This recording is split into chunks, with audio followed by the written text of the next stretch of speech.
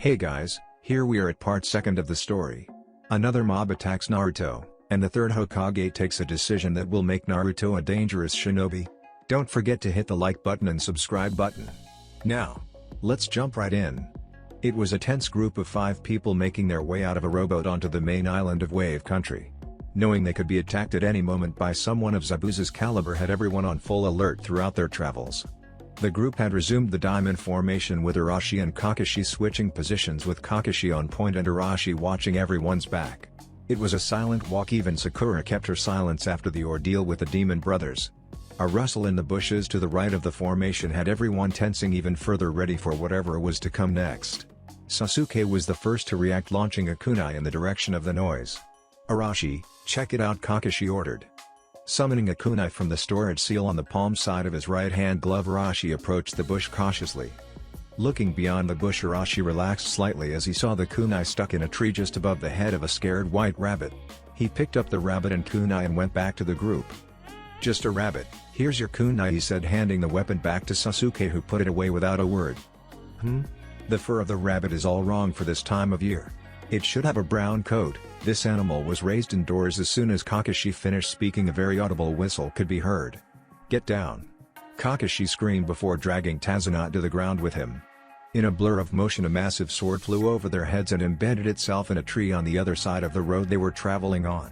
A moment after the sword was lodged in the tree, a figure appeared on the handle. He was fairly tall, muscular man with pale skin, short spiky black hair, brown eyes and almost non-existent eyebrows. White bandages covered the lower half of his face, and he had a headband turned sideways on his head. He had no shirt on, just a thick leather strap, most likely used to carry his massive zanbanto. He also had on baggy striped pants, arm and leg warmers. Well, if it isn't copycat Kakashi. When I saw you, I knew why the demon brothers failed.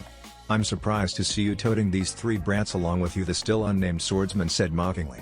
"Zabuza Momochi, demon of the bloody mist, to be honest with you, the only thing I did to the demon brothers was tie them up. These 2 brats, as you call them," he said, gesturing towards Arashi and Sasuke, "took care of them like they were academy students," Kakashi said back smugly. Zabuza narrowed his eyes on first Sasuke and then Arashi before dismissing them. "HMPF. Don't make me laugh, Kakashi. Why don't you hand over the old man and I'll do you the favor of letting your students leave with their lives." Sasuke was clenching and unclenching his fists in anger. First at the meaningless talk going on between the two, and then it being so casually dismissed. Who the hell does this guy think he is? Doesn't he know I'm from the elite Uchiha clan? I'll show this bastard not to dismiss me. He was about to charge him when he was brought up short by Kakashi's voice. "Stay in formation, Sasuke. He is beyond your skills at the moment," Kakashi said, never taking his eyes of Zabuza. The great Kakashi Hatake, playing babysitter to a bunch of wet behind the ears twerps. "How the mighty have fallen," Zabuza said. "What about your own student, Zabuza?" Arashi asked, speaking for the first time since Zabuza's appearance. Zabuza's eyes widened in surprise briefly before he returned to a neutral expression. The shock was not missed by Arashi or Kakashi. "What student are you talking about, boy?" Zabuza asked in a condescending tone. "The one who left the scent of medicinal herbs on the fur of this rabbit," he said, holding up the animal he hadn't let go since he picked it up, the same scent of medicinal herbs being carried on the wind in our direction from about 50 yards to our right, he said matter-of-factly. Zabuza was shocked that this brat had pinpointed Hokage's position on scent alone. "Who is this kid? If I can't fight him, his student will have to do," Sasuke thought before he took off into the trees in the direction Arashi had indicated his opponent would be in, ignoring Kakashi and Sakura's shouts. "Stupid fucking angst-ridden little bastard. If he survives, I'll kill the little shit myself," Kakashi thought to himself. Chuckling to himself, Zabuza grabbed the rest of the group's attention. "Don't worry, I doubt if he is outright killed. If you get past me, you might have a chance to save him, so how about we get started?" he said, disappearing from the tree with his sword and reappearing standing on a nearby river, already finishing a hand seal hidden mist jutsu. After announcing his jutsu, a thick mist rolled in from the river and trees, completely obscuring everyone's view. Zabuza's voice was projected throughout the mist. 8 points on the human body that guarantees death: larynx, spine, lungs, liver, jugular, subclavian artery, kidneys and heart. Which one should I aim for? As he was naming the spots, he was also increasing his killing intent. By the time he got to the heart, Tazunat was sweating bullets and was moments from passing out. Sakura wasn't far behind him. "I don't want to die. I can't take this, it feels like my lungs are about to explode. I have to end this now. With those frantic thoughts, Sakura reached for a kunai in her weapon's pouch ready to end her torment, when someone stayed her hand. She followed the gloved hand into the piercing blue eyes of Arashi. "You can get through this, Sakura. The only way to counter killing intent is with some of your own." "Imagine Zabuza just said Sasuke was gay." Arashi stepped back and nodded his head as a fire was lit in Sakura's eyes as she released enough killing intent to take her mind of killing herself. "Good job, both of you. Now enough with the hide-and-seek," Zabuza Kakashi said.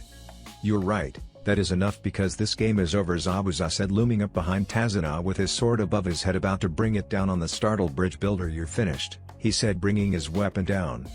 Squelch. Drip, drip. Drip water clone, Kakashi exclaimed as Arashi pulled Tazuna and Sakura out of the immediate area of combat so they wouldn't be caught in the crossfire. "You didn't think it would that easy, did you, Kakashi?" Zabuza said, appearing behind Kakashi, cutting him in half only for the body to disperse into water.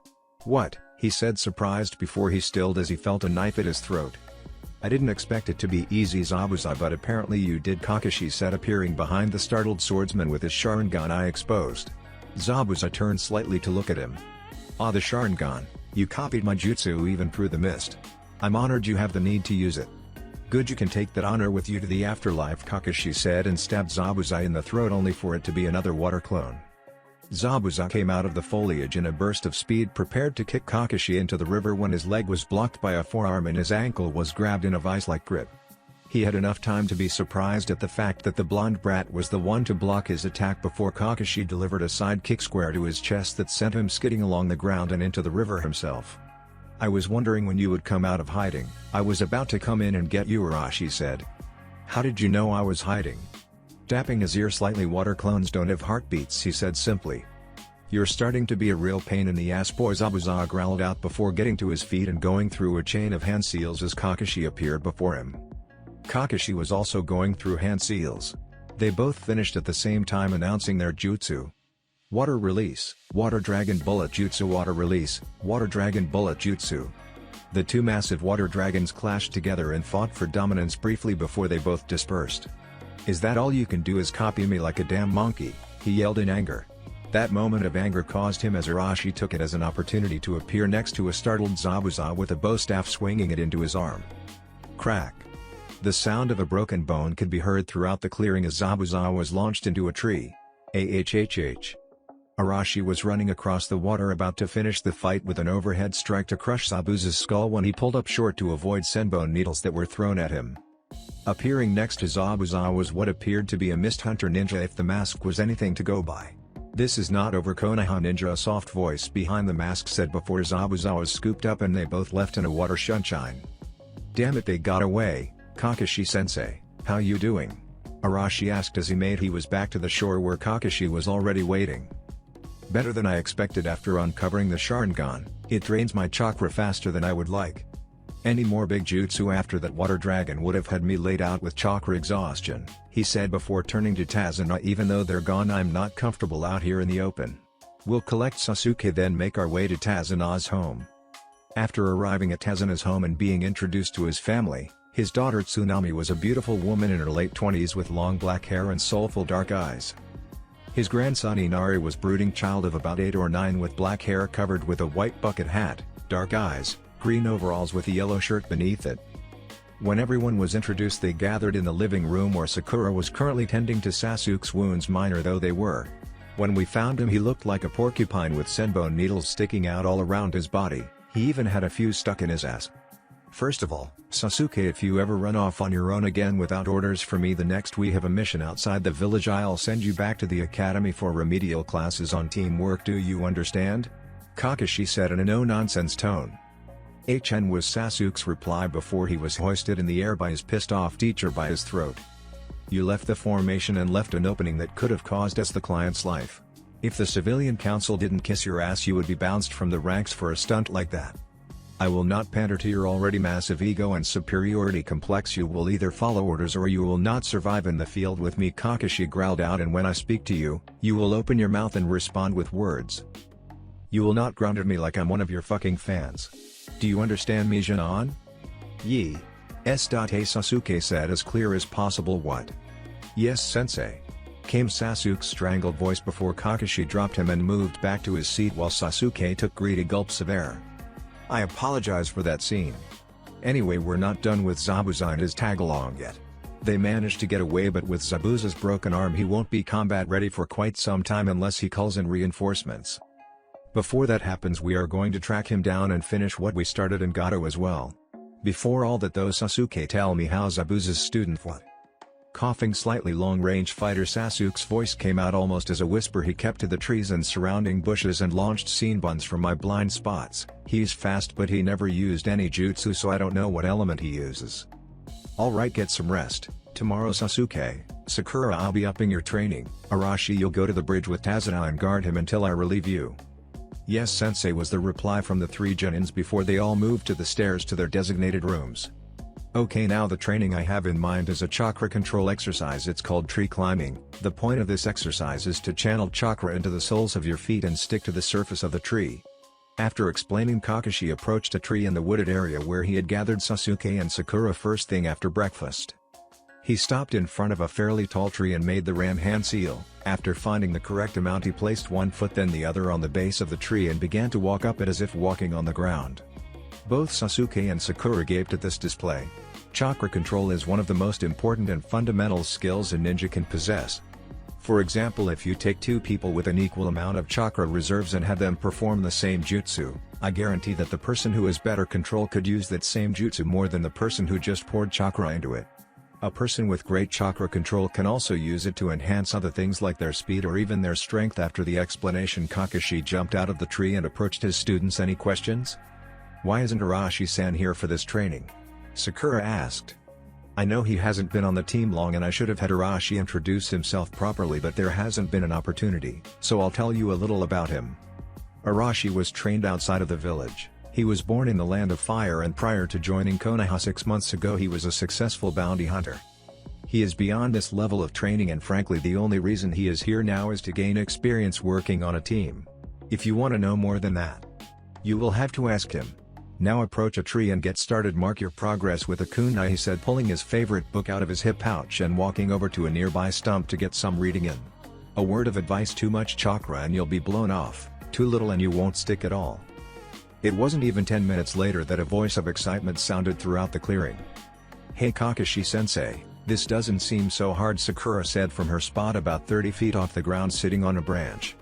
Very good, Sakura. Now that your break is over, complete the exercise and get to the top, he said, pointing towards the canopy. Sakura looked towards the top of the tree and fought back a shiver at the height. Yes sensei.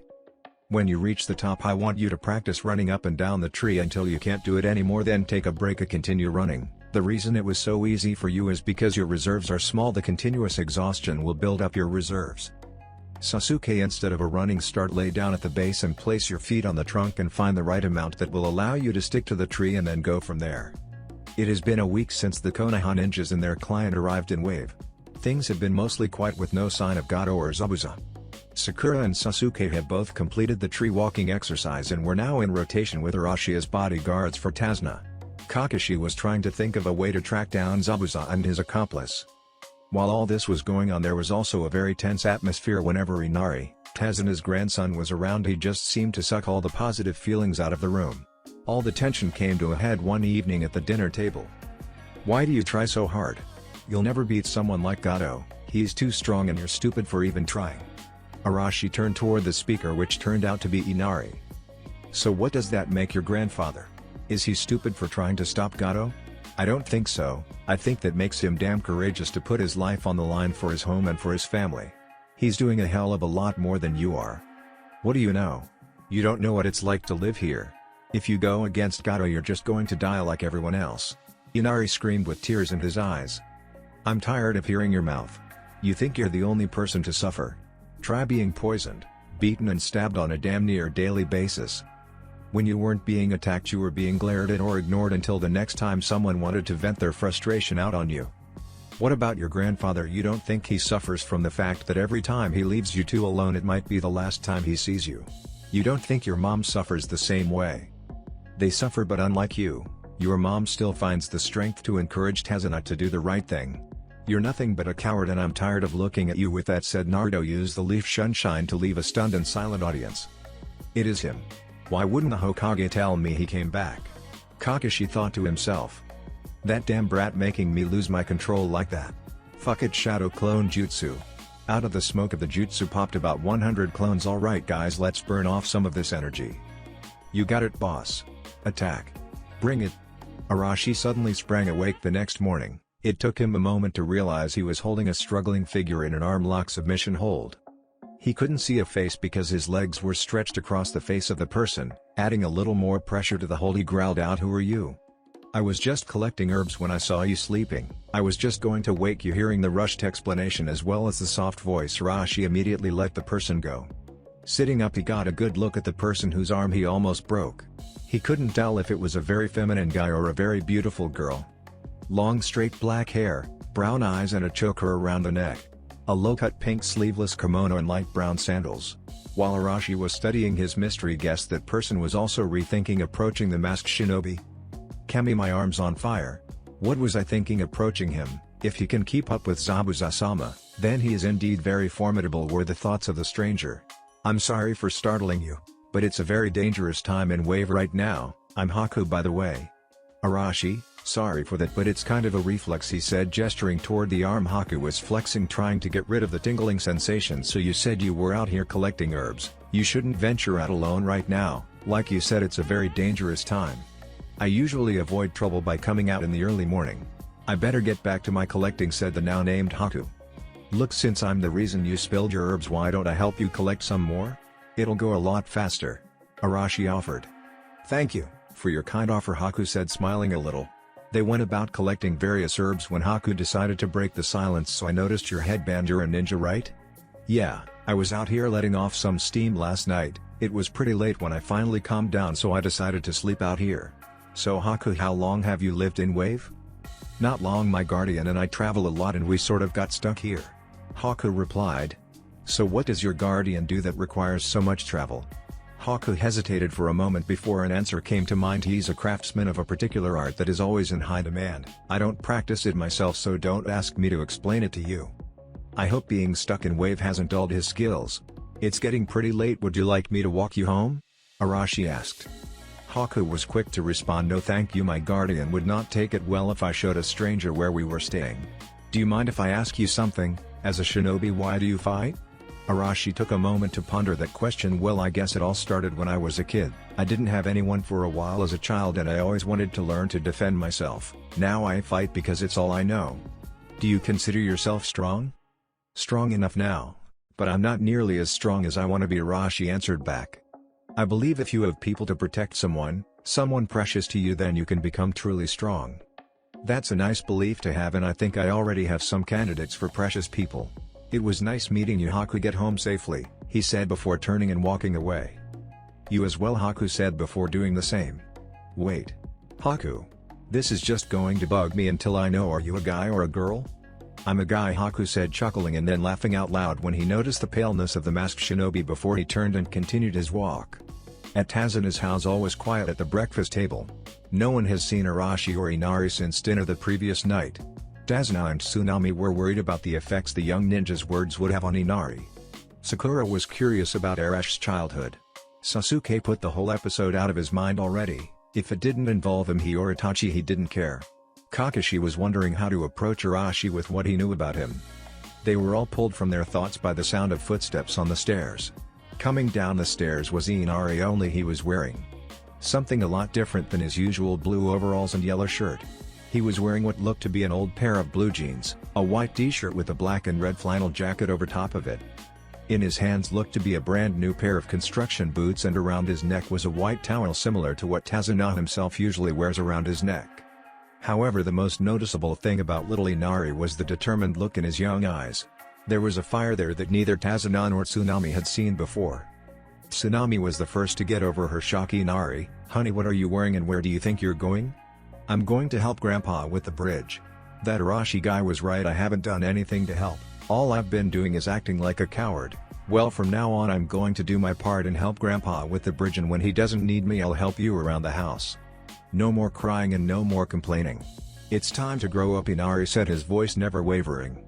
There's nothing wrong with crying, especially if you're happy. The voice of Arashi startled everyone in the room because all attention was on Inari. No one saw him enter.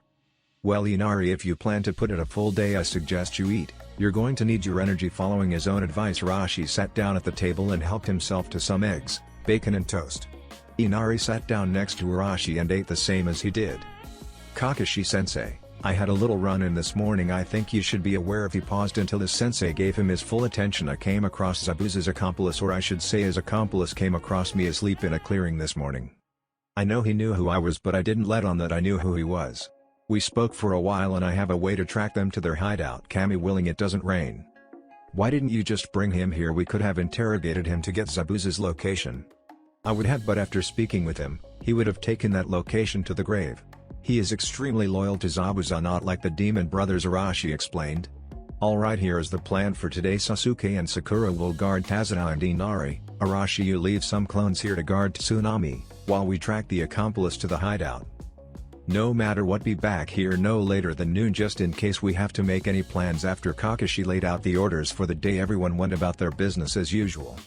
Tazuna left to go work on the bridge with Sasuke, Sakura and Inari following behind him. After leaving Tsunami with a couple of clones in the house and a few more spread throughout the property, Arashi led Kakashi to the spot where he encountered Haku. It didn't take long for Kakashi summoned dog to track Haku back to a treehouse hideout. No doubt about it, the scent is up there, said Pakun. Pakun was a miniature pug with brown fur, a blue vest and a Konoha headband worn on top of his head. He also wore a white bandage around his right front leg. He had a deep gruff voice and was obsessed with the feeling of his paw pads. Thank you Pakun, you can return now, Kakashi said. See ya Kakashi, and with that he disappeared in a cloud of smoke. Alright, let's check the surroundings for traps and meet back here in an hour, Kakashi ordered. Yes sensei, Arashi replied and disappeared into the foliage. Well, anything? Kakashi asked when he returned from his own recon to find Arashi waiting for him. Nothing, either Zabuza is that confident in his skills even after what we did to him, or he was never expecting us to come looking for him. How about you? Same here, no traps of any kind, not even an early warning system. I still say we approach with caution. What's the plan once we make contact? The plan is to get to Gato. I'm guessing Zabuza knows where his main base is. If Zabuza was still part of a hidden village and getting his orders from a cage, then this wouldn't be an option, but since he's in this for the money, maybe he can be reasoned with or paid more, Kakashi explained. Okay, so how do you want to get their attention? With subtlety. Inside the treehouse, Haku was applying an herbal poultice to Zabuza's shoulder, which he had injured after he was hit into a tree. Zabuza-sama, with one arm broken and with the damage to the other, even with my skills it will be at least 3 weeks before you are a challenge to someone of Hatik's skill. If you were to fight against him in this condition you would surely die. And not just Kakashi either, the blonde brat as well. The demon of the mist growled out, if we can't beat them we're going. Whatever he was going to say was cut off as 3 kunai flew through the front window near the door and stuck in the opposite wall. Zabuza and Haku had enough time to grab his massive sword Kubuk Arabocho, or the decapitating carving knife, and race out the door as the treehouse exploded. Landing away from the debris of their hideout, Zabuza and Haku looked back at the devastation. Show yourselves, you bastards. I thought you said you wanted to get their attention with subtlety? Arashi groused while stepping out from the shadows of the surrounding forest. That was as subtle as a 6-foot sword being tossed at your head, Kakashi replied back. Touché. You just saved me the trouble of coming to find you, Kakashi, Zabuza said, taking a better grip on his sword. Don't make me call your bluff, Zabuza. I didn't come here to fight, I came to offer a proposition. What would you say to getting paid double what Gato offered to leave the bridge builder and his family alone? You think you can just buy me to walk away? Not a chance. Think about it, Zabuza-san. You were at 100% last time we fought. Now you can't perform jutsu, and with that injury to your sword shoulder your kenjutsu will be less than effective. Arashi cut in. Gato has the money, which we are going to get once you tell us where his main base is as well as what kind of protections he has, Kakashi said plainly. Are you really ready to say you killed yourself for Gato and also throw Haku's life away for him too? Zabuza thought about his options. Fight a battle I have no way of winning with my injuries, or roll over on Gato. To hell with it, I never liked that pig anyway. Heaving a sigh, his main base is on the north edge of the island. He has about 150 mercenaries around the clock. Gato's philosophy is quantity not quality. Gato himself is not hard to spot. He looks like a goblin in a 3-piece suit and sunglasses. Bring the money to the place we had our first fight in the morning. You have a deal, Zabuza. It was nice seeing you again, Haku. Sorry about the explosive tag, next time try knocking on the door, Haku replied with a grin. After leaving Zabuza and Haku, the two made their way back to Tazuna's home in the meeting with Team 7 and their client. After the update on where things stood with Zabuza, Kakashi ordered everyone except himself and Arashi to stick close to the house for the remainder of the day. It was now about midnight and Kakashi and Arashi had been studying Gato's base most of the day, and it was confirmed as Gato preferring quantity over quality. Irregular and sloppy patrols seemed to be the norm. There seemed to be only 3 people who held any sway over the mercenaries, Gato and his 2 samurai bodyguards. Whenever they weren't around, the men just sat around trying to out-tough each other and drinking. "So Kakashi-sensei, how do you want to do this?" Arashi asked. "I think a couple of well-placed explosive notes of genjutsu here and there and liberal use of the Sharingan will have the desired effect on these goons outside. You handle Gato, as we have seen the only people allowed inside is his 2 bodyguards, so you shouldn't have any trouble. All the same, be careful. Wait for my signal and then make your way up to Gato," Kakashi said. "Yes, sensei," Arashi replied before he disappeared in the shadows. Gato was currently sitting back in his expensive leather chair, behind his expensive wooden desk, smoking and drinking the finest cigar and sake money could buy. He built his reputation and empire around 2 human emotions, greed and fear. What one couldn't accomplish, the other could. In his office with him are his 2 bodyguards, Zori and Waraji. Zori was a young man in his mid-20s, he had bluish-white hair and black eyes with lines tattooed beneath them. His partner Waraji was a little older with brown hair and a short beard, he also had an eye patch over his right eye. "Alright you two, once we get word on when that fool Zabuza is going to strike, I want you two to go and grab the bridge builder's daughter for some extra insurance, just in case the baby demon can't do his part. Bring her to the BR." He was interrupted by an explosion in the courtyard that shook his balcony doors. What the hell was that? Turning to face the direction of the disturbance, he was greeted by a figure running across his balcony about to crash through the glass doors. Letting out a girlish shriek, he ducked beneath his desk with enough time to avoid most of the broken glass, but also with enough time to see his 2 bodyguards hit the ground with a knife each protruding from their eyes. "That's not a very good hiding spot considering I saw you duck under there," a cold voice said above him. Gato scrambled from beneath the desk and had enough time to see ice blue eyes before a foot connected to his face and his world went black. Arashi woke Gato from his mini-nap the fastest way possible, a hard slap to the face. "Wah! What happened?" Gato mumbled as he regained consciousness. "Hello Gato, you're probably wondering why you're tied face down on your desk with your pants around your ankles and your ass in the air? No, it's not because I want you to get used to the feeling of prison life, it's because I want your undivided attention. You see this piece of paper?" Arashi asked, holding up a standard explosive note. "This is what we shinobi call an explosive note. It's pretty self-explanatory, right?" he asked. Getting a nod from Gato, he continued. "Good, now one of these things placed in a strategic spot could level a good-sized building. You currently have 2 shoved up your ass and they don't get more strategic than that." Ignoring Gato's begging and whimpering, Arashi approached the shipping magnate and knelt down until they were face to face. "You only have one chance. I want the deeds and money you stole from the people of Wave." Okay. In the basement behind the floor-to-ceiling map of the elemental nations is the vault. There are 2 keypads on opposite sides of the safe. The one on the left, press 13745 247, on the right 75,812 to 363. You have to input them at the same time, Gato said desperately. "Thank you for your cooperation," was all Arashi said before heading for the door. Wait. I told you what you wanted to know, aren't you going to untie me?" "I don't recall making that offer," Arashi said coldly before leaving the room. In the hallway, ignoring Gato's screams, he channeled some chakra into the exploding tags currently in the possession of Gato. The resulting explosion sent pieces off Gato into the hallway behind Arashi and pieces through the balcony door leading outside. With that done, Arashi made his way towards the basement to complete his part of the mission. The news of not only Gato's men but Gato himself disappearing overnight spread like wildfire the next day. With Gato gone and the deeds to lost homes and fishing boats turning up, the land of Wave was on its way to prosperity again.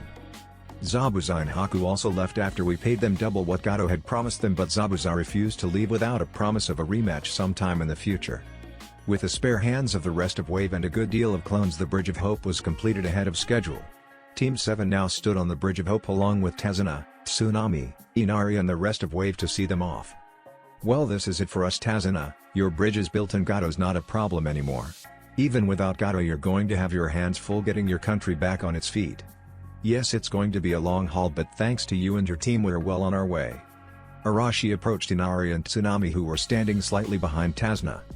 Smiling down at Inari and ruffling his hair a little, you know you're not so bad once I got to know you. A big step to growing up is protecting those people precious to you, so keep an eye on your mom and grandpa. Sniff, sniff, all right, I can do that. Ha ha ha, don't you remember what I said 2 weeks ago? It's alright to cry if you're happy, Arashi said, smiling at the young boy before he approached Tsunami and wrapped the woman in a hug. He's going to be okay and I'll be back to visit as often as possible. Thank you, Arashi-kun, not just for helping my father and son but for helping me too. I hadn't realized how long I put my own life on hold before you showed me I was still a woman, not just a mother and a daughter, Tsunami said, blushing at some of the things they did together in the last 2 weeks. The pleasure was mutual, Tsunami-chan. Arashi, time to go. Came the loud call of his pink teammate.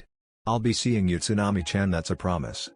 Team 7 left Wave without a backwards glance, and once they were on the mainland they used ninja speed to make better time back to the village. Team 7 made it back to the village in half the time it took to get to Wave. Halt. What's your business here? A gate guard asked Team 7, returning from C-rank mission. Kakashi stated, proceed. With permission to enter, everyone went to the rooftops in order to get to the Hokage tower quicker and be released for some downtime. Upon reaching the Hokage tower, Kakashi turned to his team. I can handle the official report. You 3 are dismissed until further notice. Good, I need a drink. I'll see you later, Kakashi-sensei, Arashi said before walking off. Goodbye, Kakashi-sensei, I need a hot bath, Sakura said, too tired to even ask Sasuke for a date. I have some training to do, Sasuke uttered before heading off to the Uchiha district. Arashi barely made it past the front door of the Wet Leaf before he was tackled through the doors and back into the streets by a purple and tan blur. Arashi-kun, Anko said in a cooing voice, it's been almost a month since we've had some fun together and I've been known to get a little mean when my favorite toys are taken away, Anko said, rubbing her face against Arash's masked cheek. Anko, give me an hour to relax and have a drink and we can have some time together. I really need a drink. Dealing with the Uchiha for a month straight is severely testing my resolve not to cut his throat and go missing, Arashi said. Aw, poor baby. Okay, you've earned your drink, then it's Anko time, she said, pulling him up and ushering him into the bar. The next morning, Naruto and Anko were awakened by a tapping on Anko's window by a messenger hawk. Anko disentangled herself from Naruto's arms. He really is a cuddler. Going to the window and retrieving the message from the bird, Anko scanned it halfway before going to Naruto and giving him the message. It's from Kakashi, he says you have a team meeting in an hour, she told him. Naruto read through the message himself, then used a small fire jutsu to destroy it. An hour to Kakashi means 4 hours in real time. I'm going to get some more sleep, he said, turning over and putting action to his words. I have a meeting, so I'm going to shower and get going. I'll see you later, she said, heading towards the bathroom. Naruto was now making his way towards Training Ground 7 across the rooftops of Konoha when he came across a strange scene below him. His teammate Sakura looked like she was trying to defuse a confrontation with some ninja he had never seen before. One was a guy in a black full-body jumpsuit holding a squirming kid in his hand, and a blonde girl with 4 pigtails and a battle fan on her back. Better back her up before she gets herself hurt. Look, why don't you just drop the kid? Assaulting someone in a foreign village is a good way to start a whole lot of trouble over nothing, Sakura said, trying to defuse the situation with his sand shinobi. Shut up, Pinky. This brat ran into me and an apology just won't cut it. You better put me down or my Nissan is going to kick your ass. The squirming boy said. Oh, is that right? The sand shinobi asked mockingly. Kankuro? Wait a second, Tamari, I'm almost done here. The now named Kankuro dismissed his teammate's call. Kankuro? His teammate Tamari said a little more insistently. Not now, Tamari. Kankuro. Kankuro turned towards Tamari, what? And froze. Standing next to his sister was a ninja about 6 feet tall with blonde cornrows. He had a face mask that started from his nose to his neck and disappeared further down beneath a mesh shirt and an open black and white camouflaged flak jacket. What froze him in place was the fact that this guy had snuck up on him and had his arm across Tamari's shoulders, but what had his blood freezing was the fact that the hand connected to that same arm was holding a kunai to his sister's throat. Arashi. Nissan. Came the surprised shout from Sakura and Konohamaru. How about a trade? You put my brother down nice and gently and I won't open this pretty girl's throat like a fountain. Arashi said casually, as if talking about the weather. Tamari shivered at the casual way this person said he would kill her. Alright, just calm down, Kankuro said, lowering the kid to the ground. I'm perfectly calm. Now get away from him, he said, taking his arm away from the girl and going over to Konohamaru. You okay, Kon? I'm fine, Nissan. Good, you and your friends get back to class. We'll talk about why you felt the need to ditch later. Konohamaru and his 2 friends Moegi and Udon took off towards the academy while Arashi turned back to face the Sand Ninja. I would advise you to go to your hotel room and calm down from your journey. I can guarantee another attempt to assault the Hokage's grandson will not go unpunished. Kankuro paled behind his makeup at what he had almost done. Sasuke, if you and your friend would join us down here we could all be on our way, Arashi said, looking into a nearby tree. Sasuke knew he had been spotted by his teammate long before he had even spoken to him. What surprised him was the reference to a friend. What the hell is he talking about? Looking around he almost fell out of the tree when he came face to face with an upside-down redhead looking him right in the face. Damn it. That's the second time that's happened. Sasuke thought to himself before jumping out of the tree, followed by the redhead who appeared in front of his teammates in a sand sunshine. Kankuro, you're an embarrassment to our village for pulling such a stunt, the redhead said in a monotone voice. I'm sorry Gaara, I was just. Shut up or I'll kill you. I'm sorry for his behavior, it won't happen again. Come on. Wait a second, you with the gourd, who are you and what are you doing in our village? Sasuke asked, or more like demanded. I am Gaara of the desert, here for the Chunin exams. What is your name? The now named Gaara said everything in the same monotone voice, never raising or lowering it. I'm Sasuke Uchiha, Sasuke replied like he just declared himself Kemi. I wasn't talking to you, Peacock. You the blonde guy, what's your name? Arashi, and I will definitely see you in the exams, Gaara-san, Arashi said. I look forward to it, Gaara said before turning and walking away. Since you two aren't at the training grounds, I suppose Kakashi was on time for once and I missed the meeting. What was it about? He's recommending us for the Chunin exams. We just have to sign these slips and turn them in at the academy tomorrow? Sakura said, handing Arashi a form. Haha, Chunin exams, well things just keep getting exciting around here, Arashi remarked to himself. After Arashi received his application for the Chunin exams, he decided to walk around the village for a while until his weekly dinner at the Sarutobi compound. It was something he had been doing since his return to the village. He was walking aimlessly through the village when a whimpering sound brought him out of his thoughts. Stopping in his tracks and looking around, he realized that he had wandered into some unknown training grounds and the whimpers were coming from a forested area behind a bunch of marked-up trees, probably used as targets for weapons throwing. Following the sound, he came upon a mostly all-black puppy with a strip of white around its neck that looked like a collar. The puppy, upon seeing him, bared its fangs and got a feral look in its now noticeable all-white eyes. It tried to stand up to defend itself from a possible enemy but let out a yelp and collapsed back to the ground. Easy fella, I'm not going to hurt you, just relax, Arashi said in a soothing voice. Getting closer to the pup, Arashi saw why he couldn't stand up as he saw a shuriken stuck in the right hind leg of the animal. Alright fella, looks like you got a little trouble there, Arashi said, still keeping to a calm tone. Arashi inched closer so as not to startle the animal and went down on a knee beside the it. Moving his hand slowly towards the shuriken, Arashi was about to take a hold of it and pull it out when the little animal snapped his jaws at his fingers. Arashi pulled his hand back quickly and counted them to make sure he still had all his digits. Arashi looked into the white eyes of the black dog with a small glare. Look, nobody likes pain unless you're some kind of masochist, but I have to remove this and bandage it or you're not going to heal properly. Now let's try this again. I'm going to count to 3 and then I'm going to pull it out, so think of a happy place and grit your teeth, cause it's going to happen. Looking into the dog's eyes and receiving what he could only interpret as a nod of agreement, Arashi started the countdown. 1, 2, 3. On 3, quick as a snake strike, Arashi yanked the shuriken out, getting a small yelp from the pup. Staunching the blood with some gauze from his vest pocket, Arashi applied a quick field dressing to the wound. This will do for now. Best get you to a real doctor though, saying that he picked the dog up and disappeared in a swirl of leaves to the local vet's office. Arashi reappeared outside of a medium-sized white building with a wooden shingle hanging over the door that said Konoha's Veterinarian Services. It was located more in the civilian side of the village for their convenience, since civilians rarely had a reason to wander in the shinobi section. Walking into the building with the little dog cradled in his arms, Arashi made his way to the empty front desk of the office. Not seeing anyone around, he rang the little bell on the desk for service. Hello? Got a patient for you. Is there a doctor in the house? Still not getting a response, Arashi walked over to a door with a sign that said employees only that lead further into the building. Opening the door, he was met by the sound of barking and chirping so loud he was surprised he hadn't ruptured his eardrums. Wincing at the noise, he quickly shut the door. They must have some kind of sound barrier set up. You must feel worse than I do with your hearing, Arashi said, looking down at the dog in his arms. Arf. Arf. Arf. Alright, no need for that type of language. Brace yourself, we're going back in. Arashi went back to the door and took a moment to brace himself for the noise before he opened the door and went in. He made his way down the lit-up corridor, peeking into each room as he went. Most were examination rooms and a couple of supply closets. He was near the end of the hall when he looked into one room and stopped dead in his tracks at an amazing sight. It was one of the most perfectly heart-shaped asses he had ever laid eyes on. All he could see, all he was really looking at was that perfect ass in tight gray biker shorts. The other half of this person was inside a dog cage, apparently cleaning it out. Arashi was taking in every detail when a bite on the arm from the dog he was carrying brought him out of his dream world. Ahem. Excuse, I need some help here, he said. The person in the cage jumped at the sound of him clearing his throat and quickly backed out of the cage, stood up and turned around. Arashi was once again stunned, speechless for a moment. This woman was obviously an Inuzuka by the telltale red fang marks on her cheeks.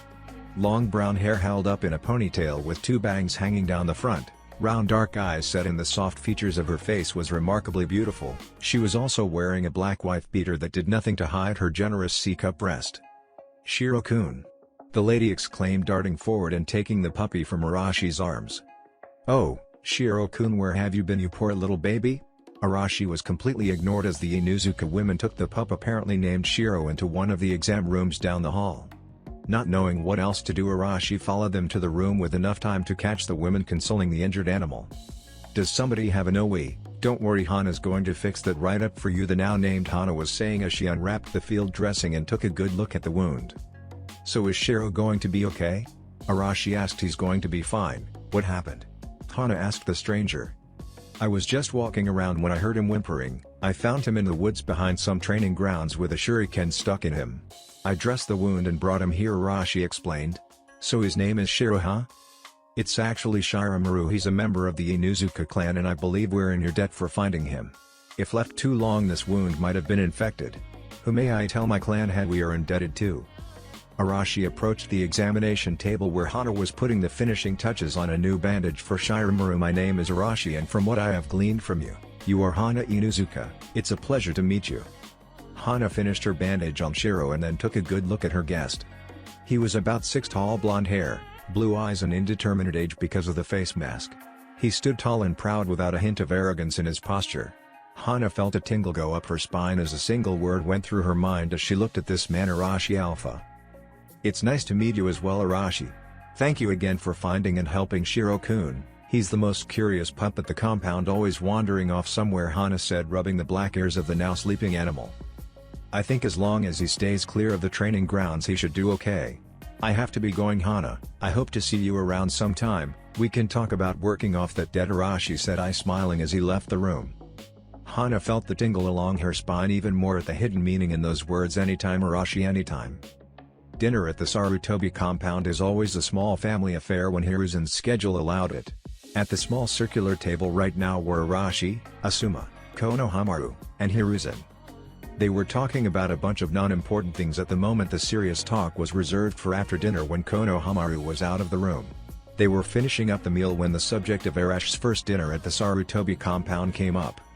It was a couple of days after Arashi had returned to the village when he was invited to the Sarutobi compound for dinner. He was walking next to the Hokage the long way towards the compound.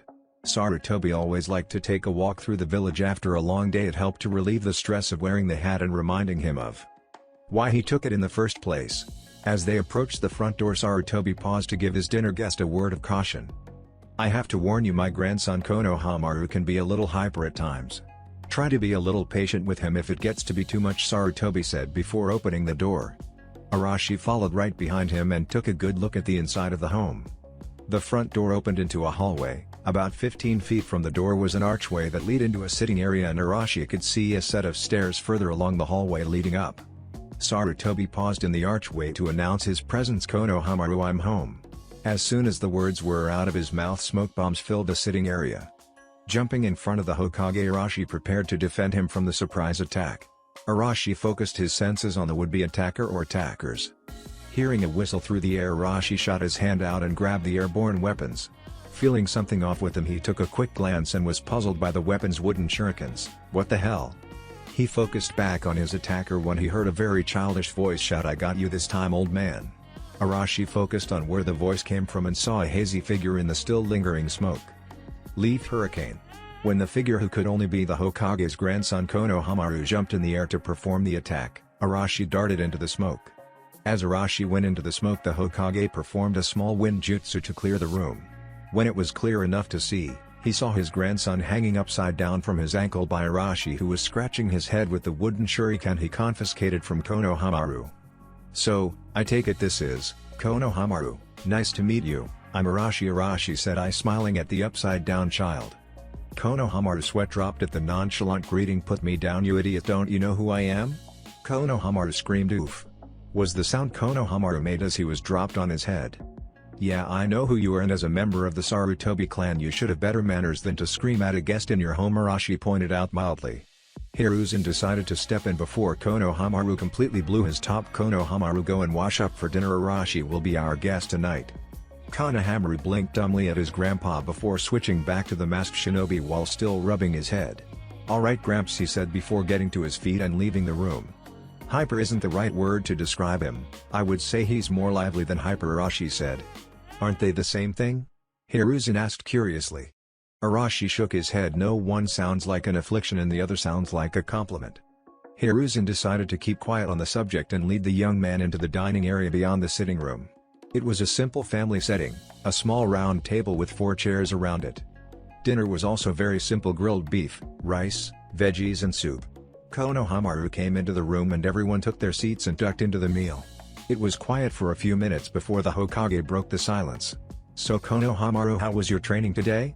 "Boring, all sensei did was talk the whole time, not once did he show us any cool jutsu. Even Ebisu-sensei refused to show me any cool jutsu. He said I had to master the basics first," Konohamaru said in a dejected tone. "He's right, you know, without the basics you have nothing to build on. All the greatest ninja you could name were masters of basic jutsus and using their knowledge of the basics and built on them to make the best use of them," Arashi interjected. "What would you know, Blondie?" Konohamaru said as he glared across the table at the masked guest. "I was trained by 4 men who could actually call themselves true masters of the shinobi arts, and they drilled into me daily that to be great is to master the basics." Arashi explained. "For example, if someone gave you a sword tomorrow, do you think just having that sword makes you a master swordsman?" he asked. Before Konohamaru could answer, Arashi asked him another question. "What's your dream, Konohamaru? What's your goal as a ninja?" "My goal is to defeat the old man and become Hokage. Ebisu-sensei says with his training I'll take the shortcut to becoming Hokage," Konohamaru exclaimed with fire in his eyes. Arashi looked across the table at the young boy with calm eyes. "First, I think this Ebisu guy should be tarred and feathered and hung up naked by his ankles in the middle of the village for telling you something so stupid as to think there is some kind of shortcut to the respect and power a Hokage wields," Arashi said calmly. "There is no such thing as a shortcut to power. No amount of cool jutsu will make you Hokage material. It takes a certain mental and spiritual fortitude to be a Hokage. Can you imagine day after day, month after month, year after year the kind of conviction it takes to send people you've grown up with and people you've seen grow from babies to young men and women and send them out to defend the village knowing there's a possibility you will never see them again?" Konohamaru was speechless as he listened to Arashi speak. He couldn't imagine sending Udon and Moegi out on some mission and then finding out that they had been killed. He could never forgive himself if that happened. "Is that true, Gramps?" "Yes, it is. Being Hokage is more than being recognized as the strongest in the village. Being Hokage is asking yourself, are you mentally strong enough to do what is best for the village?" the Hokage said. Konohamaru sat there in silence for a few minutes. "Can I be excused?" Receiving a nod from his grandpa, he went to his bedroom to think about if he really wanted to be Hokage after all. "Sorry about that, Gigi, I didn't mean to hit him with the reality of wearing the hat like that," Arashi said. "That's okay, Naruto-kun, I was going to explain it to him eventually. Maybe I was just scared of this type of reaction and my grandson hating me for taking away his dream," Hiruzen said sadly. "That speech sounded like the one Tobirama-sensei gave me at one point when he was grooming me as Hokage. Yeah, that's where I got it from. I got a tad bit overconfident during my training sometimes. One time I claimed that as soon as I was done training I would come back here and challenge you for the Hokage title. Tobirama-sensei sat me down and explained in great detail the responsibilities that come with the job," Arashi said ruefully. "Is your dream still to be Hokage?" Hiruzen asked curiously. "No, I haven't decided on a dream yet. I'll just follow the road of life and see where it takes me," he said, smiling.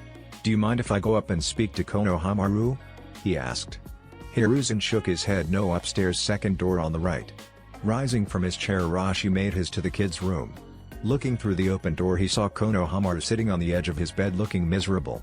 Knocking on the door frame to get his attention, he waited for the kid to look at him. "Hey Konohamaru, you mind if I come in?" "Sure," he said, scooting over to make room for the blonde.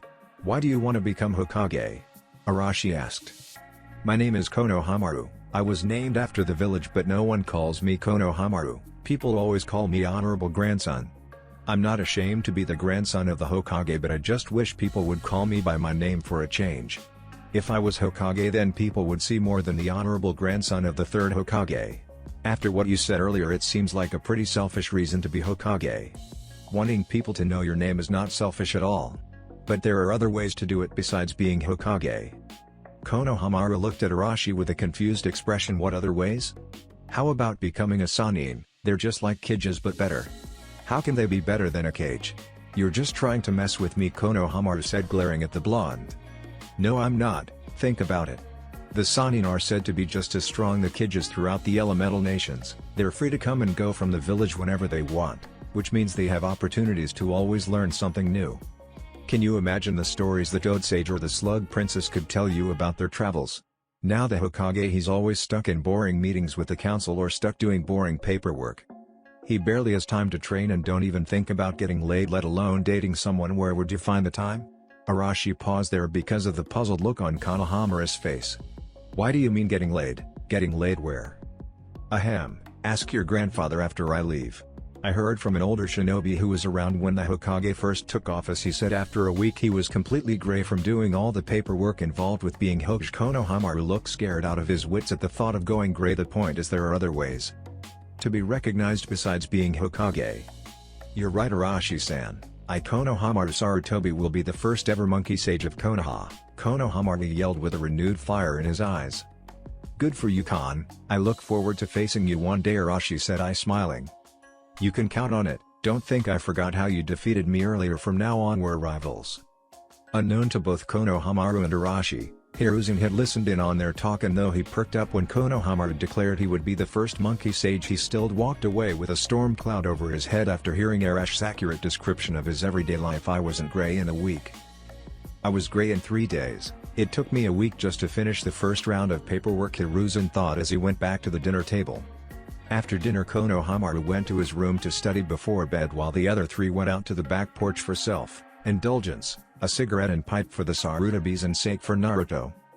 They were all content with the silence as each man indulged his own guilty pleasure, but they all knew that starting tomorrow was the beginning of something they had been preparing for 6 months, the invasion. "Naruto, there is another reason I invited you to dinner tonight besides the fact that I like your company. Before the start of the third round of the Chunin exams, I want to announce your return to the village as well as your lineage. What do you think about that?"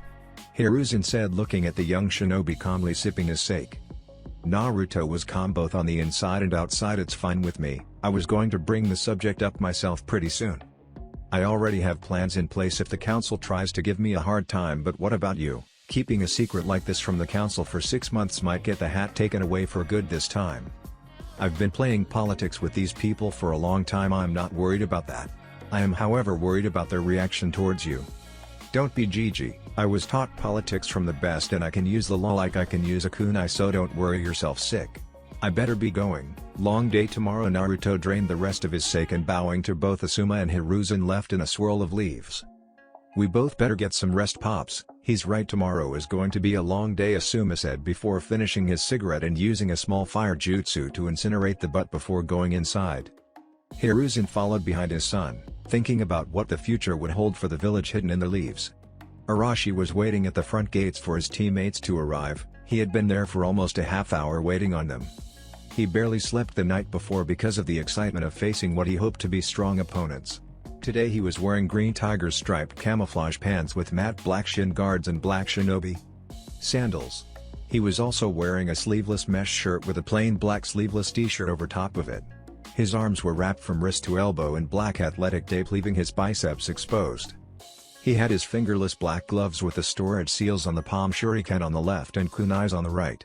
He was wearing a collarless flak jacket that matched his pants, and he was also wearing 2 hip pouches on the left and right side. He took out his cornrows and just put his hair in a simple ponytail with his headband still across his forehead. You're early. Arashi looked to his left and saw his teammate for the exam Sasuke Uchiha approach at a casual pace. Can't you feel the excitement, Sasuke? Better early than too late. Now all we need is Sakura and we can get to moving. Here she comes, Sasuke said, gesturing in the opposite direction he had come. Arashi turned to look and sure enough there was the pink-haired Kunoichi. Hey Sakura, you ready for this? Arashi asked as she approached. As ready as I'll ever be, Arashi-san. Good morning, Sasuke-kun, Sakura replied. Chan was the response reserved for fangirls. Since we're all here, let's do it, Arashi said, walking through the gate with his teammates following behind him. Team 7 made their way in silence until they came up on a scene in the middle of the hallway. The door leading to the exam room was barred by two guys. One had spiky hair and 3 bandages on his lower face and the other had brown hair and a blue bandana-style headband on. They were knocking around a guy in green spandex with a bowl cut and a girl in a pink Chinese shirt with her hair styled in 2 buns. Just let us through. We have to take the exam, the girl said. You think you're ready to be Chunin? Come back when you grow up, people die in these things, the one in the blue bandana said. Why don't you drop the genjutsu and stop cluttering the hall? We have an exam to take, Sasuke said. Arashi refused to face fault at the stupid arrogance of the Uchiha. If he knew, why did he open his mouth? You saw through that genjutsu, didn't you, Sakura? Sasuke asked the pinkette. Of course I did, Sasuke-kun. It was obvious, Sakura said. Arashi barely restrained himself from face-faulting at that obvious lie. Why don't you make me move, punk? The one with the spiky hair said before launching a kick at Sasuke, who threw a kick himself. Before either one could connect, the boy in the green spandex appeared in between them and caught both attacks. He's fast and strong, Arashi thought. Why don't you both save it for the exams? That is where the best will be determined, the bowl-cut guy said. Sasuke and the spiky-haired stranger broke apart and regrouped before the spiky-haired guy and his friend took off down the hall out of sight. Wait a gully, it was your idea to hide our strength, remember? The person who spoke was obviously of the Hyuga clan with the trademark white eyes. He was wearing a black headband with 2 straps hanging from the sides and a khaki shirt and brown pants with his right arm and leg wrapped in athletic tape. I'm sorry, Neji, Tenten, I forgot my own plan just that quickly, the now named Lee said by way of apology. Forget about it, Lee, the girl Tenten said. That plan wouldn't have lasted long anyway, Neji said, coming to stand next to his teammates and taking a good look at the other Genin team. His eyes wandered over both Sasuke and Sakura before dismissing them both before his eyes rested on the blonde shinobi. What's your name? Neji demanded. Arashi completely ignored the pale-eyed teenager and approached his lovely teammate. My name is Arashi, may I have the honor of knowing yours? He said. Tenten was stunned. Boys didn't flirt with her. They treated her like one of the guys. Most of the time they didn't even realize she was a girl. Higurashi, Tenten Higurashi, nice to meet you, she said, sticking her hand to shake. Arashi grabbed her hand and brought it to his masked lips and kissed the back of it. Tenten's blush could put a red apple to shame. That is the most beautiful thing I've ever seen on a kunoichi, he said softly. Wah! What are you talking about? Tenten stammered. The calluses on your hands, they're beautiful, they show your dedication to training. It's the most beautiful and sexiest thing ever on a kunoichi. During Arashi and Tenten's introduction, Neji stood there stunned, first at being ignored and then as his teammate was turned into putty. Hey! I asked your name. No, you demanded my name. It's Arashi, by the way. Being from a noble clan, I could only assume they tried to teach you manners and the lessons just didn't take, Arashi said mildly. Know your place, commoner. Before Neji could register that Arashi had moved, he was staring eye to eye with a fly. Holding the fly by the wings with his fingertips was Arashi. Just remember, Hyuga, nobility doesn't mean a damn thing on the battlefield, only skill, Arashi said before letting the fly go. Tenten, it was a pleasure to meet you. I hope to get to know you in the future, Arashi said before making his way back to his teammates and continuing down the hall towards the 3rd floor. They were in an open area about to climb the stairs to the 3rd floor when they were stopped. Hold it right there. The green-clad Genin said, you are Sasuke Uchiha, right? I wish to fight you, for the love of Sakura Haruno. He announced loudly. Sasuke smirked at the weird bowl cut wearing Genin. Sure, I could use a warm-up. We don't have time for this, Sasuke, Arashi warned. Don't worry, this won't take long, he assured his team. Fine, but don't take him lightly, it could end in embarrassment, Arashi warned. Doubtful, Sasuke said as he faced off with the strange Genin known as Rock Lee. Even though you know who I am, you still know want to fight. That takes a lot of guts. We will see if you are still as confident when I beat you. A fair warning, out of all the Leaf Genin participating in the exams today, I am the strongest and I'll prove it to you right now, Lee declared. The two opponents squared off against each other. Sasuke was in a casual stance, apparently not taking the match seriously, and Lee was in the opening stance of the strong fist style. He was turned sideways with his left arm behind his back and his right hand held out in a bring it on gesture, and Sasuke decided to bring it. He sprinted forward in an effort to catch his opponent off guard, and once he was in range he threw a right cross and connected with nothing as his opponent had disappeared in a display of speed. He reappeared above Sasuke already in mid-turn leaf hurricane. Sasuke ducked under the roundhouse kick and following his opponent's movements held his hands in front of his face in a guard position. Rock Lee continued his rotation from the missed roundhouse and attacked with another kick from a crouching position that went straight through Sasuke's guard and nailed him in the face. Sasuke! Was Sakura's shout of surprise from watching Sasuke take the hit. Sasuke was thrown backwards by the power of the kick and laid on the ground stunned for a few moments. What was that? I know I held my guard up, Sasuke thought. If I had my Sharingan I would take this guy apart. Sak went back on the attack, throwing everything he could at his opponent. Jab, right hook, sweep kick. Sasuke thought, but nothing worked. It was either blocked or avoided. Sasuke threw another right cross with everything he had in it, but it was caught and countered with an elbow to the stomach that sent him crashing into the wall behind him. Sasuke Uchiha, why do you not use your Sharingan? If you wish to beat me, that is the only way to do so. I don't need the Sharingan to beat you. Sasuke snarled and charged once again. I believe there are two types of ninja in this world, those that are born with talent like you and those that have to train hard every day of their lives like me. I'll show you hard work beats natural talent any day of the week.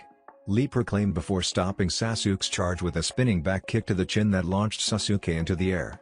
Lee crouched on the ground and then vanished in a blur and reappeared beneath Sasuke's still floating body, dancing leaf shadow. Now you're finished, Lee said as the bandages around his arm began to unravel. Before they unraveled too much, a pinwheel pinned the end of the loose wrappings into the wall, surprising all those in the room. That's enough, Lee.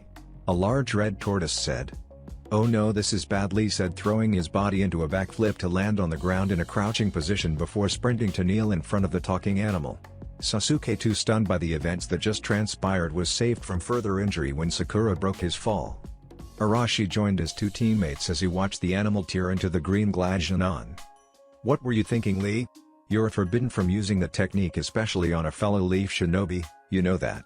I wasn't going to use it, I just got caught up in the fight, that's all, honestly said, trying to defend himself.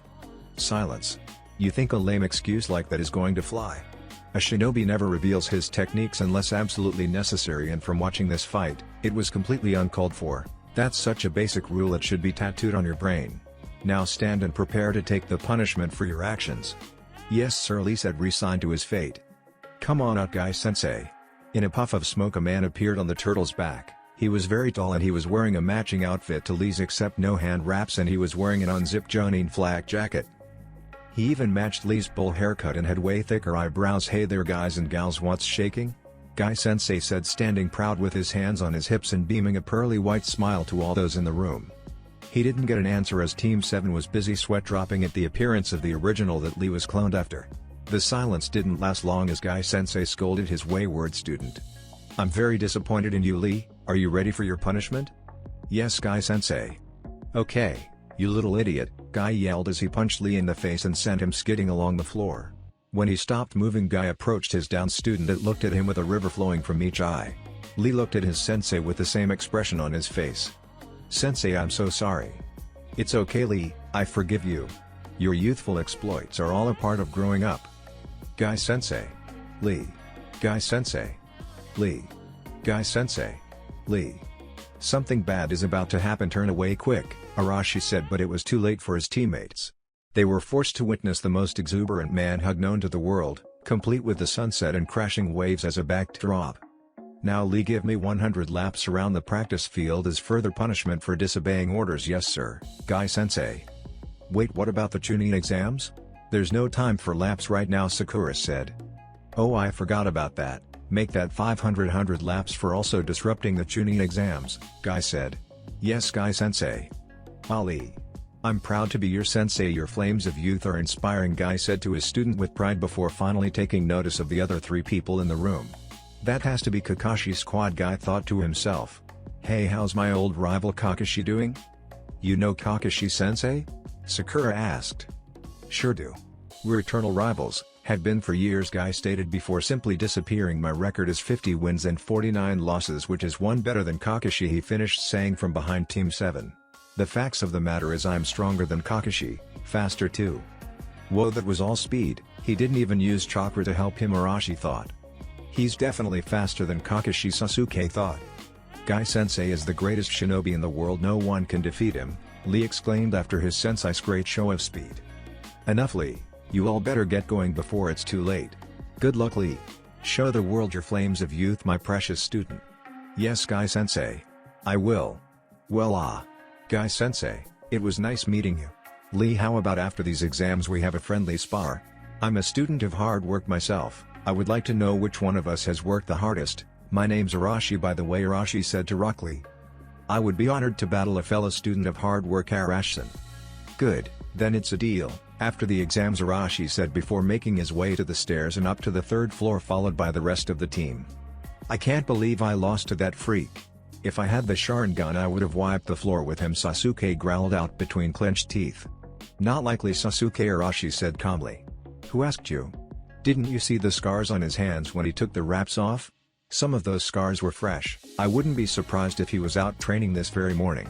He probably trains until he drops every day, and even with the Sharingan you would have trouble, Arashi explained. And whatever was the Uchiha's response. As they rounded the corner they stopped in surprise to see Kakashi leaning against the wall next to the door leading to the exam room. Kakashi-sensei, what are you doing here? Sakura asked. I'm here to wish you all good luck in the exams. I was also here to stop you if you showed up without the full team. I thought you said the exams were optional, Sakura said. They are optional as a team. I didn't want anyone pressured into participating before they were ready, but since you all showed up on your own it doesn't matter anymore. Beyond this door is another step towards your future goals. Good luck, Kakashi said before disappearing in a cloud of smoke.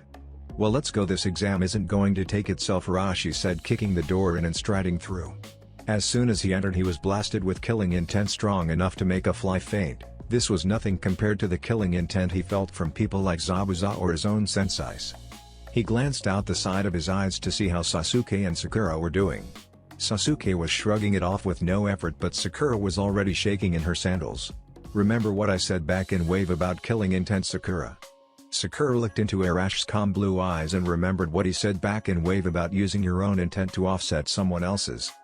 Taking a moment to calm herself, she was about to think of something that would piss her off enough to shake off this killing intent when the answer landed in her lap, or more precisely on Sasuke's back. Oh Sasuke-kun, I've missed you so much. Being apart for so long has been dreadful, Ino Yamanaka, Sakura's old friend and new rival, said from Sasuke's back. The killing intent was completely forgotten as she saw this. Back off, Ino pigged Sasuke's mind. Well, if it isn't Miss Forehead, they let anyone into these exams apparently, Ino said in a haughty tone. They let pigs in here, don't they? What did you say, billboard brow? Ino demanded, glaring into Sakura's eyes. You heard me, Sakura said, glaring right back. Do you two have to be so loud and troublesome all the time? A lazy voice said, interrupting the screaming match. Mind your business, slacker, Ino snapped. It is my business. Your screaming match is bringing a lot of unwanted attention, the slacker pointed out. Ino and Sakura looked at the other participants in the room, and sure enough all eyes were on them, and they didn't look too happy. Once Sakura stopped arguing with Ino, the killing intent came back seemingly stronger than before. Ino was also feeling the effects. Arashi, tired of the minuscule killing intent, approached the top of the stairs and looked out at the other participants. What the fuck are you looking at? Arashi screamed and unleashed a killing intent that flooded the entire room. While most of the aspiring Chunin were paralyzed, the truly weak ones collapsed under the weight of the killing intent. Arashi cut the flow of killing intent and went back to his team. When Arashi returned, he saw that 3 more people and a dog had joined the cluster of Chunin candidates.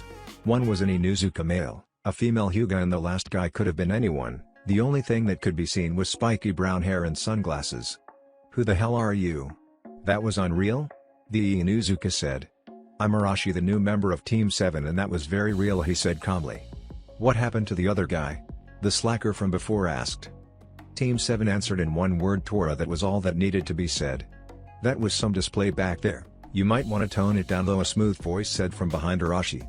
He turned around to come face to face with a silver-haired shinobi in glasses. What's it matter to you how I act? Arashi said something about this guy is raising the hair on the back of my neck.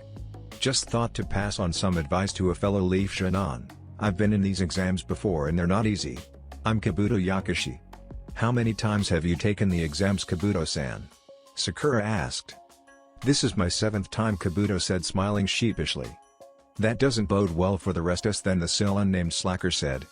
It has given me a chance to gather information on certain villages and every year I come closer to reaching Chunin. These are my info cards, Kabuto said, taking out a deck of cards from his hip pouch. With these I have info on just about every participant in the exams. How do they work? Sasuke asked, interested in trying to find a weakness on certain people. Well, it's simple really. The cards respond to my chakra. Once I channel chakra into them, all the information on the card becomes visible. And you have information on everyone participating in the exams? Sasuke asked. Everyone, Kabuto confirmed. How about Rock Lee of the Hidden Leaf, Gaara of the Desert and Arashi of the Hidden Leaf? You already know their names. Too easy, Kabuto said before taking out 3 cards and laid them out on the floor in front of him. Let's see, first up Rock Lee. He's a Jonin of the Hidden Leaf and a member of Team 9. His teammates are Tenten Higurashi and Neji Hyuga. They are students under Jonin Might Guy. He's been a Jonin for a year and this is his first time in the Chunin exams. As a member of Team 9 he's completed 37 D rank missions, 12 C ranks and 1 joint rank.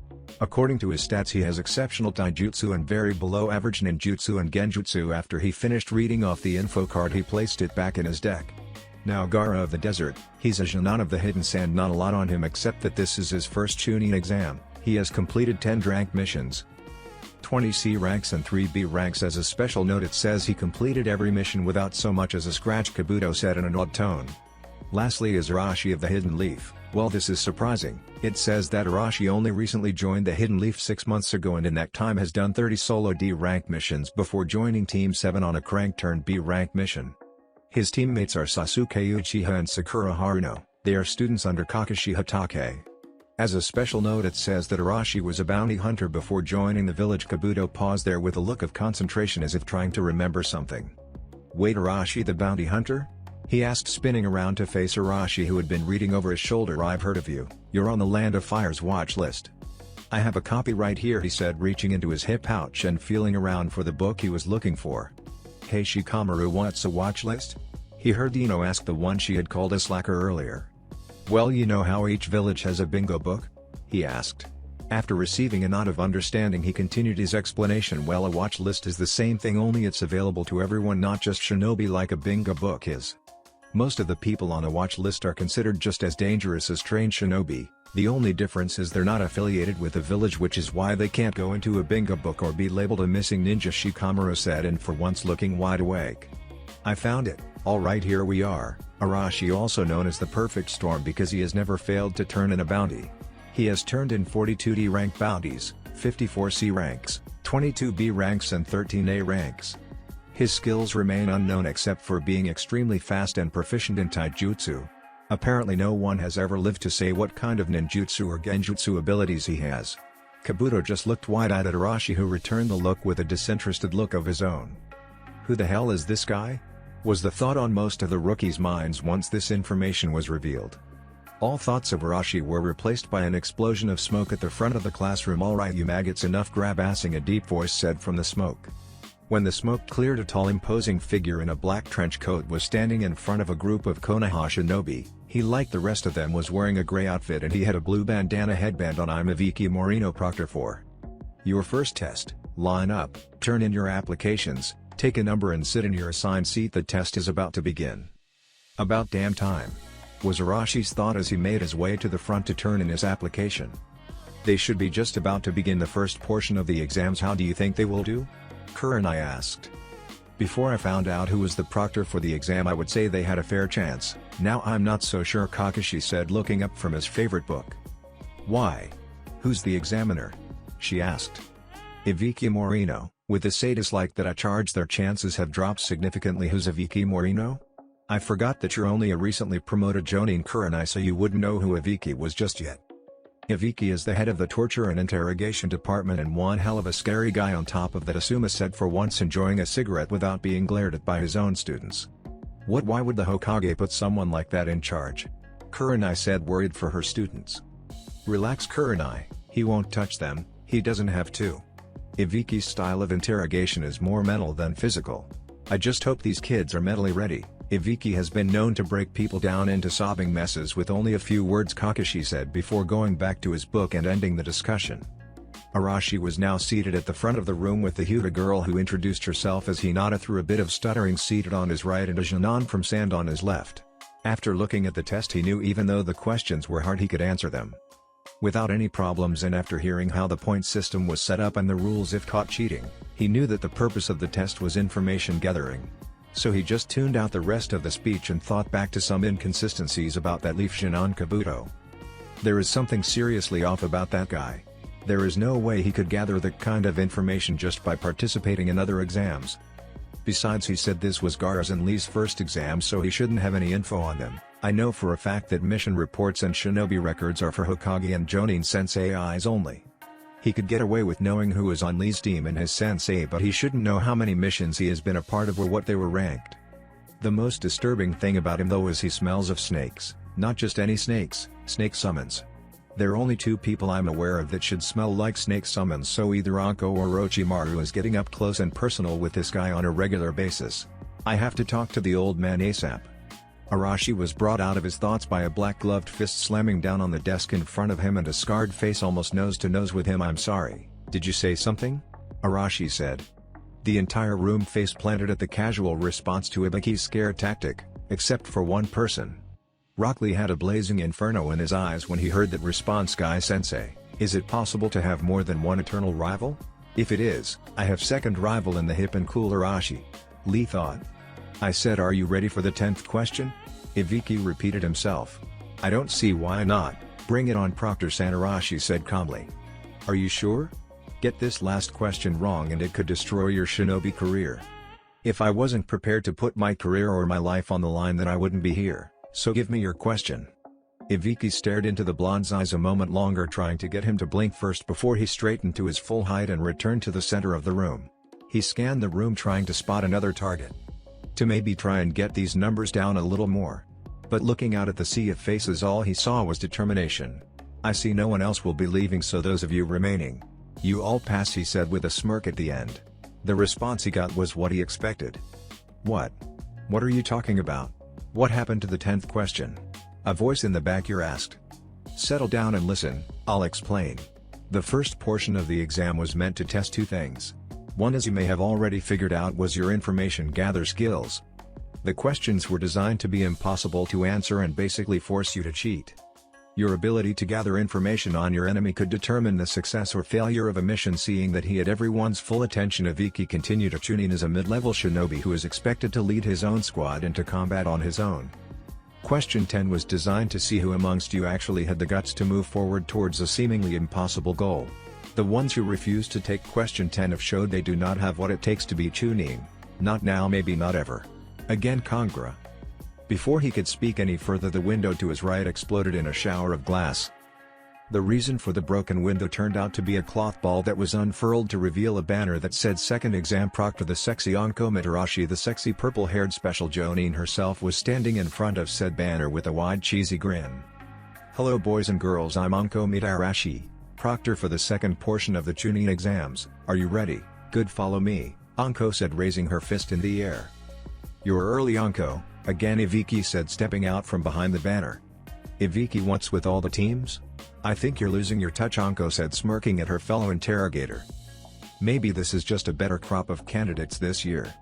They don't look like much, it doesn't matter cause by the time I'm through over half will be eliminated," Anko said with a bloodthirsty smirk on her face. "You cream puffs have had it easy up until now, but starting tomorrow you better be ready to kill or be killed. I'll tell your senseis where to meet me. I suggest you all do some heavy praying tonight because tomorrow you're going to need it. Dismissed." With that warning and dismissal, the Chunin hopefuls filed out of the room to prepare for day 2 of the exams. Ibiki was collecting the test papers when he came across something interesting. It was the test paper of the blonde kid in the mask. The interesting thing about it was that it was blank except for the name Arashi at the top. "I can't believe I passed someone who didn't answer a single question. An interesting guy this Arashi." He was about to place it in the pile with the others when he noticed a slight distortion. Again jutsu? Releasing a burst of chakra onto the sheet of paper, Ibiki's eyes narrowed as he read the message. "Ibiki-san. I have a few concerns about the Genin known as Kabuto Yakushi. Earlier he displayed some information no mere Genin should have. He said he has taken the exam 7 times before and that was how he came to know what he does, but I don't buy it. He has the reserves of a Jonin level shinobi and if my sensing is correct he has the control of a medic nin. How the hell he's still a Genin is beyond me. Most disturbing of all is he smells strongly of snake summons. I would go to the Hokage myself about my suspicions, but as you know, anyone participating in the exams is forbidden from communicating with their Kage unless of an emergency, and having a suspicion doesn't count. Ask the Hokage what he wants me to do about him. Arashi.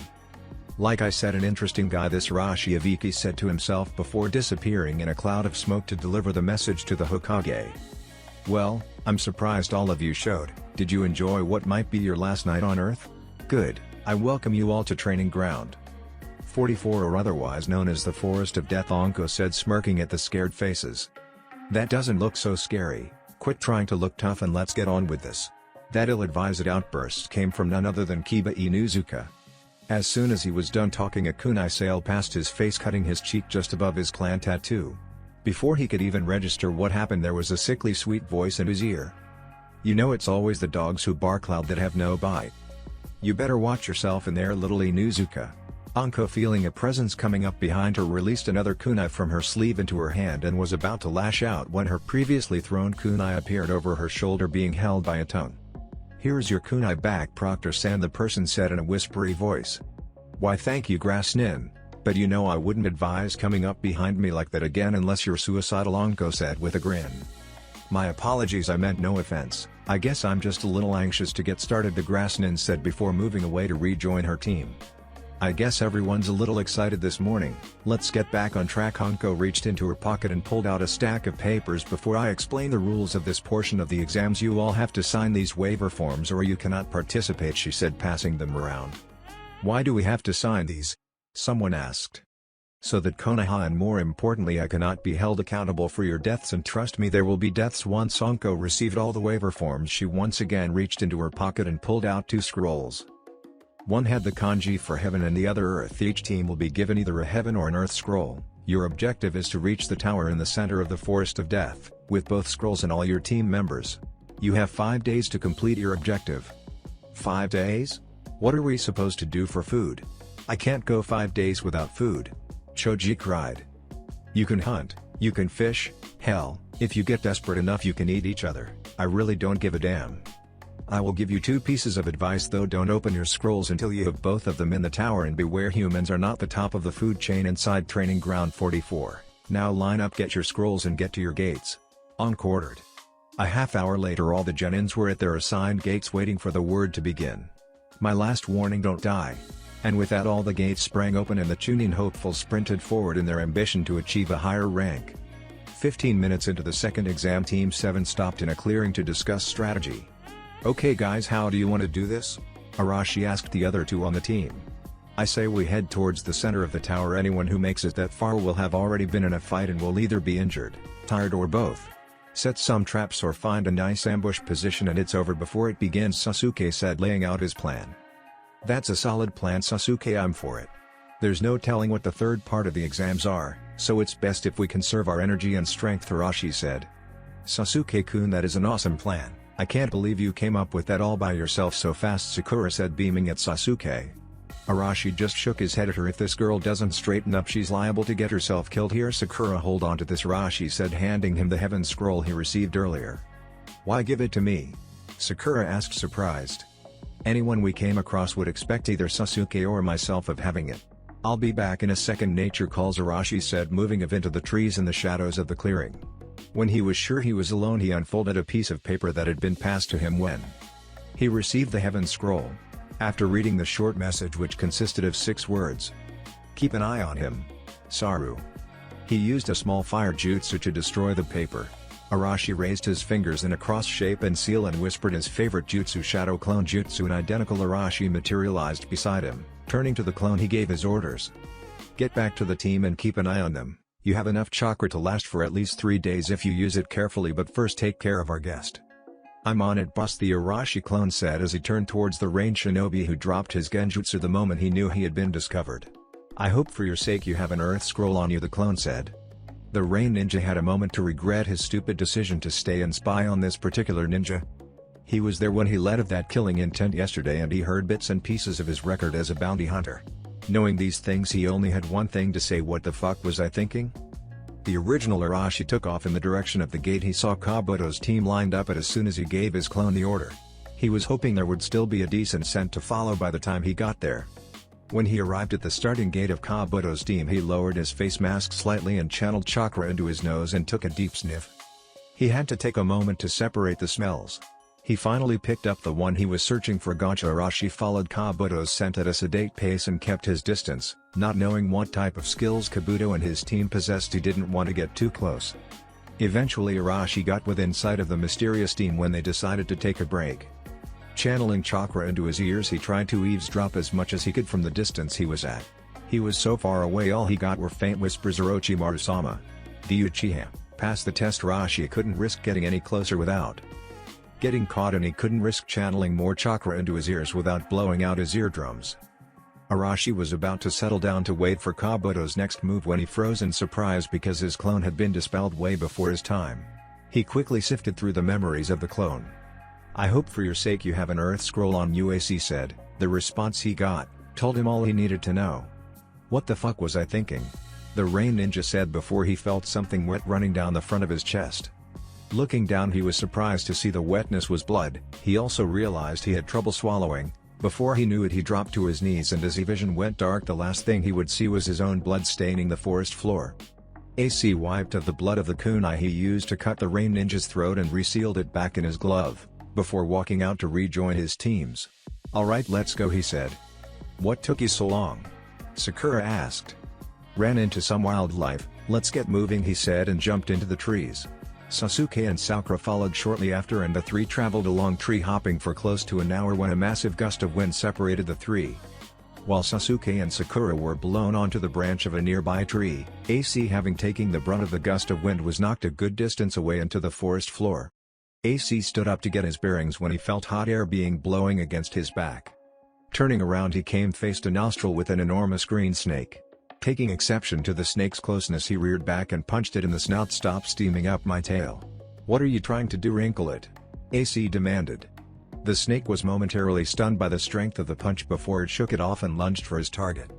AC evaded the snake's quick lunges in a zigzag pattern, going from tree to ground. He was knocked off balance when the snake shot his tail into the ground where he was about to land, and before he could regain his balance, he was swallowed whole. The snake let out a satisfying hiss before retreating into the forest. Before it could fully leave the clearing, it just had its meal in. The snake paused with what can only be a confused expression before its head was separated from the rest of its body by a wind-enhanced kunai held by AC. "That was disgusting, as well as a waste of chakra. I better get back. If those two are dead, the boss is not going to be happy," AC said, hopping back into the branches of the trees.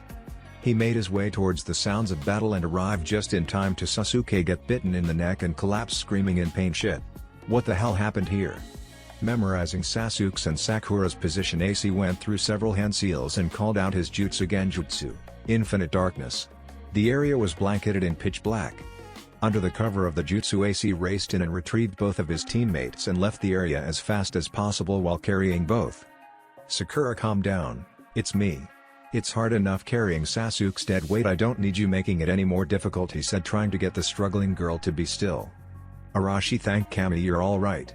We were about to come look for you when this weird grass ninja popped up out of nowhere." She challenged Sasuke to a fight for the scrolls, but right from the start we were overpowered. It was like she was toying with Sasuke the entire, but at one point she got really excited about something. That's when I noticed Sasuke had red eyes. He awakened his Sharingan.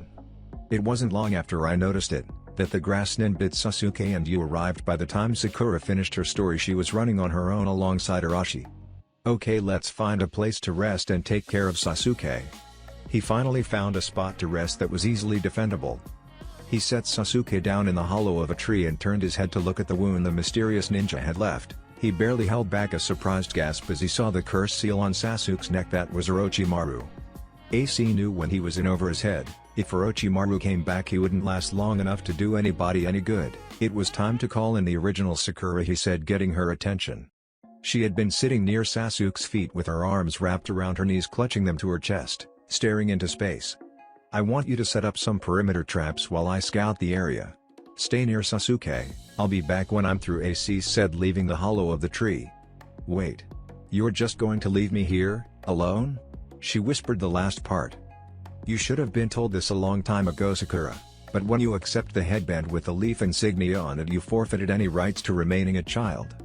It's time to act like a shinobi and do your job. For now your job is setting perimeter traps and keeping watch over Sasuke, Arashi said with his blue eyes staring into her green ones. When Sakura lowered her head to stare at her knees, Arashi sighed and knelt in front of her. There is a kunoichi in you that is waiting to come out and show the world what she can do, but right now, that fangirl is in control. When this is over, I'm going to introduce you to someone that is going to take that fangirl, beat her to within an inch of her life, and introduce the kunoichi to the rest of her comrades who have been dying to meet her. You can start by digging deep inside yourself and finding those skills that the fangirl has hidden deep within you and protecting your teammate. Arashi stood up and once again made his way from the hollow of the tree. I have confidence in you, Sakura, don't let me down, he said. Before disappearing into the shadows. Once he was out of sight of Sakura, AC dispelled himself to give the original an update on what was happening. Back in the hollow of the tree, Sakura Haruno was preparing to do what she was ordered to. She was determined to put more effort into her ninja skills. She pulled off her hip pouch and dumped everything on the ground to see what she had to work with and couldn't help but sigh in disappointment. A normal hip pouch would have things like soldier pills, first aid kits, ninja wire and exploding tags. What did Sakura's have? Makeup, perfume and even small bottles of shampoo and conditioner. I'm so pathetic. Now I know why Arashi gave me the scroll. No one would suspect the weakest member of the team to hold the means of passing or failing the exam. Sakura didn't stay down for long. She went to the still unconscious Sasuke and took his hip pouch off him and went through it. Finding the items that she could use to make traps, she walked out of the hollow with one more thought before she set to work. I won't fail you, Arashi-kun. I better get back there. I'll pick up Kabuto's trail later. With one last glance at Kabuto and his team, he took off in the direction of his down team. He had to travel most of the night and stop every now and again to avoid confrontation with some other squads, particularly the sand squad with the red head on it. He watched from a position high up in the trees as he used his sand to crush a rain team into nothing. By the time he got to the clearing, he could hear the sounds of battle before a foul chakra seemed to fill the surrounding area. Arriving on the scene, he couldn't believe what he saw. Sakura was beaten and bloody, Rock Lee was sprawled out on the ground, and Team 10 was completely incapacitated. Sasuke was up and looking lively with the exception of some weird tattoos and a demented smile on his face as he broke the arms of the Sound Junon with spiky black hair. Arashi used the sunshine to appear behind him and used the edge of his hand to chop him in the neck, rendering him unconscious again. Alright, enough of this shit. I've been awake all night, got swallowed by a snake yesterday, and I haven't been late in 3 days. Cue the sweat drops from the still conscious guys and blushes from the still conscious girls. I'm a little on edge. I could snap and kill everybody in this clearing if I don't get some rest soon.